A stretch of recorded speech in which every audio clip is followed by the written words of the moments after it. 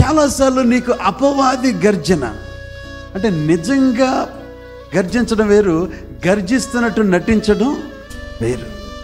యేసన్న గారు వాళ్ళ బంధువులు, వాళ్ళ కుటుంబాలు, ఇద్దరు బంధువులు, రే మీరిద్దరు రండి అన్నా, ఏందన్నా, రే నువ్వేమో నాకులాగా నటిస్తావురా, కానీ ఈడు మాత్రం నాకులాగా జీవిస్తాడరా అన్నాడు. అంటాడు. ఎవరని పేర్లు అడగండి, కొంపలు కొల్లేరైపోతాయి.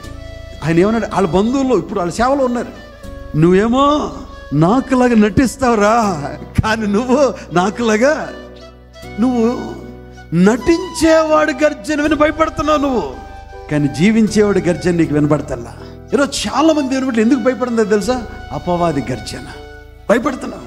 నీ అప్పుల ద్వారా గర్జిస్తూ ఉన్నాడు వాడు, నీ హెల్త్ రిపోర్ట్స్ ద్వారా గర్జిస్తున్నాడు వాడు, నీ ఉద్యోగంలో పరిస్థితుల ద్వారా గర్జిస్తూ ఉన్నాడు, నీ కుటుంబంలో పరిస్థితుల ద్వారా గర్జిస్తూ ఉన్నాడు, నీ ఎమోషన్స్ ద్వారా, నీ ఫీలింగ్స్ ద్వారా, నీ మెంటల్ బ్యాటిల్స్ ద్వారా గర్జిస్తున్నాడు.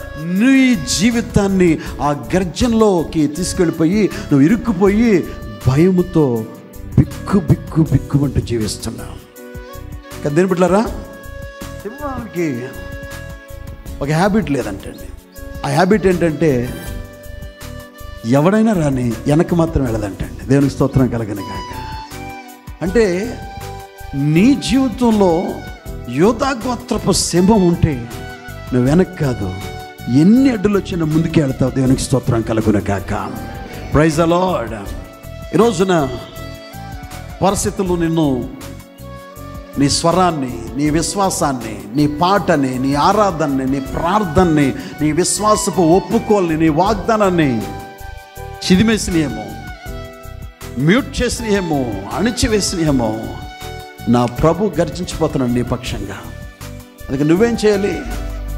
నా ప్రభువుని గర్జిస్తుంటే నువ్వు మౌనం ఉండకూడదు, నువ్వు కూడా గర్జించాలని వాగ్దానం పట్టుకుని. యూదా గోత్రపు సింహ గర్జన విన్నావనుకో నీకు జయమే, కానీ అపవాది గర్జన విని భయపడ్డావు అనుకో నీకు ఓటమి. ఏ స్వరం నువ్వు వింటావు?